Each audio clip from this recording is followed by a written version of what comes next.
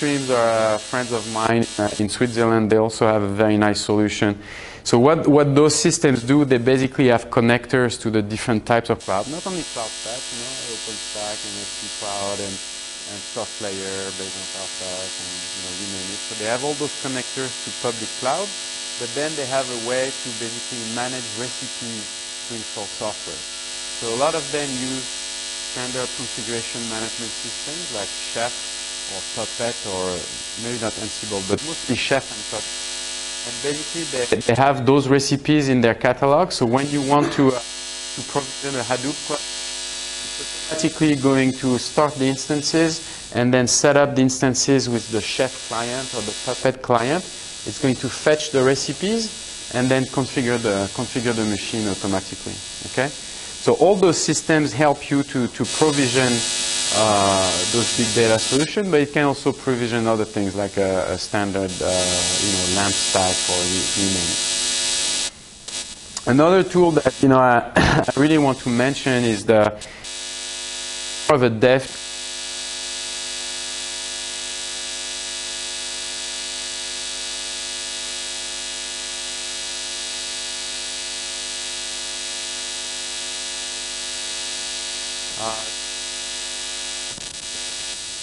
No? So this is a very tool that you can install, on your laptop, and then basically you define your virtual machines. You define the configuration of that VM using any of the configuration management tool, and then it's going to start that virtual machine locally, so using VirtualBox, for example, and it's going to go through all the configuration steps to configure everything. What's very interesting is that it has plugins, has its own plugins, and it has CloudStack plugins. So once you're happy with all your configuration locally, you're like, oh, okay, fine, okay, it's working, I've tested everything, let me push to the cloud. Then suddenly you use the same command, but you specify a different provider, and suddenly you're going to deploy that same machine, but in the cloud. Okay? So you have a pipeline that goes from local to the cloud, and you can test this. Vagrant, extremely powerful. And here is that the CloudStack plugin in Vagrant was done by a Swedish company who is using CloudStack called Klarna, Klarna.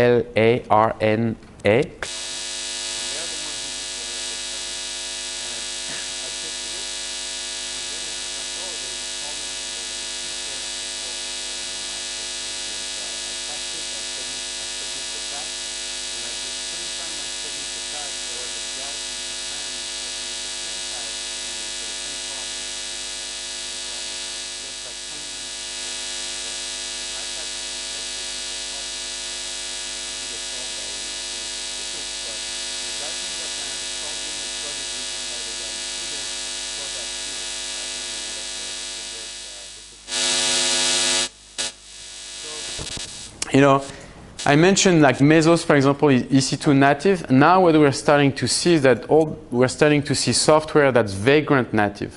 Okay, so take something like Aurora from Twitter. If you look at the source of Aurora, there is a Vagrant configuration file in there.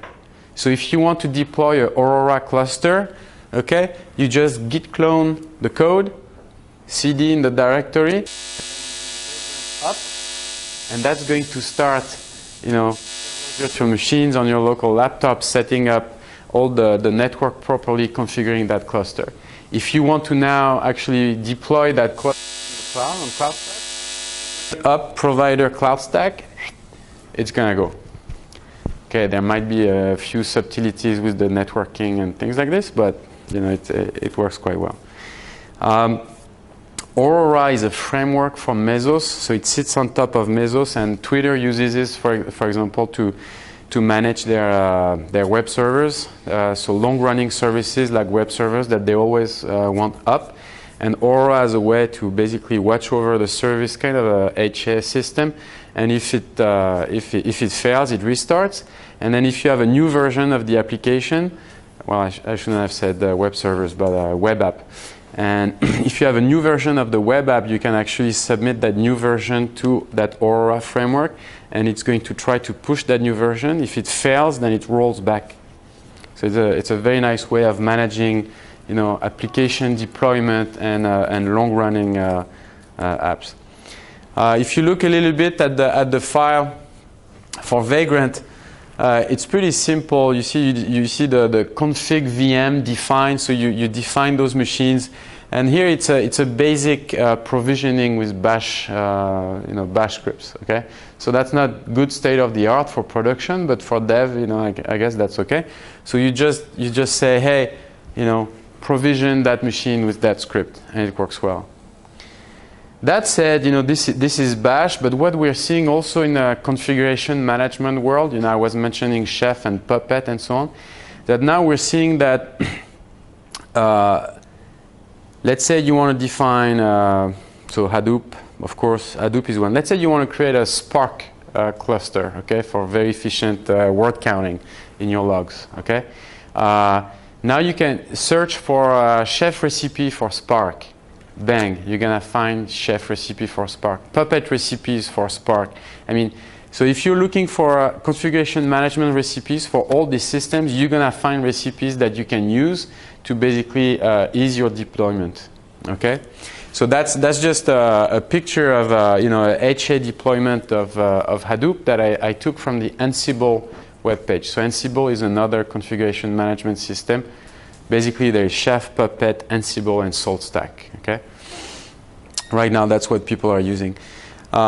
So if you want to do a very complex HA deployment of Hadoop with multiple name nodes and a Zookeeper cluster and things like this, you can find recipes that have been tested and so on. You can use those, stick them in your Vagrant file, do provider cloud stack, and suddenly, I swear, in 30 minutes, you have a fully functional HA deployment of Hadoop provisioned in. Already available for cloud stack?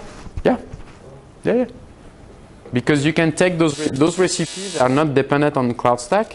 You can take those recipes and then use them with something like Vagrant, and then suddenly you have your deployment. Okay. So at some point, you have to come to Cloud Stack. Where is that? You have to specify the provider when you are trying to during the setup for it. It's here. It's in that line.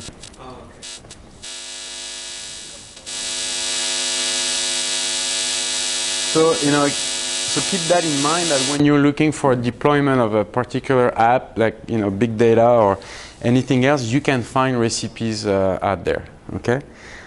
Chef, I mean, if you want another one, Chef, for example, has a client which is called Knife, and Knife has a Cloud Stack plugin. So all the companies out there that are using Cloud Stack and that do Chef,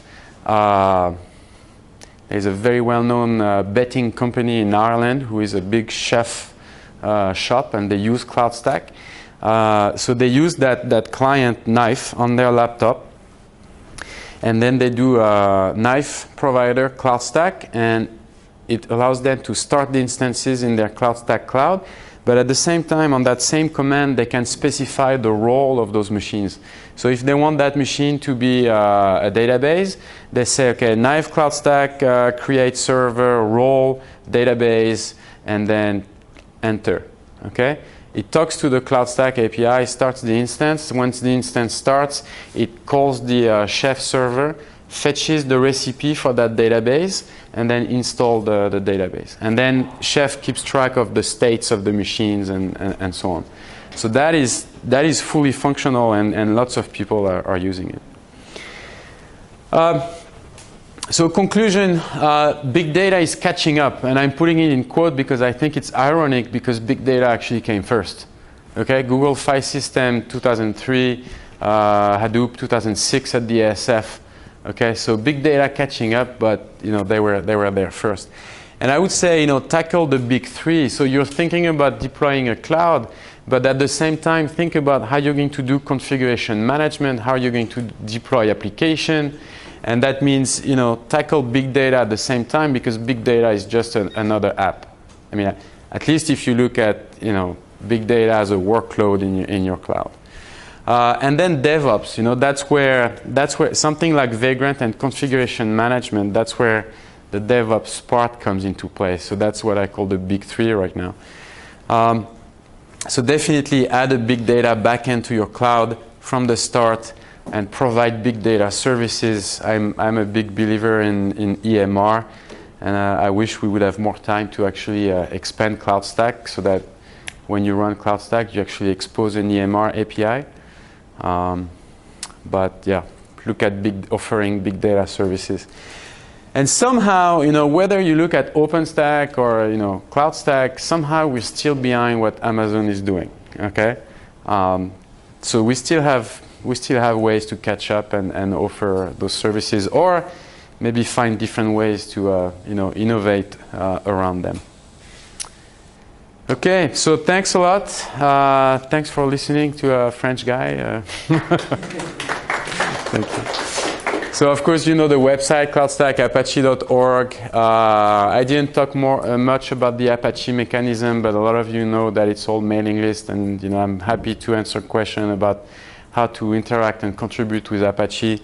Lots of information on Twitter. I know maybe some folks don't like Twitter, but these days Twitter is a way to get lots of information, lots of news, lots of links. So follow the CloudStack account on Twitter. You can get quite a lot of information about the ecosystem and user stories and things like this. So that's helpful.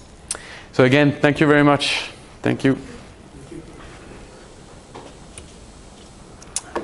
We have time for questions, I guess.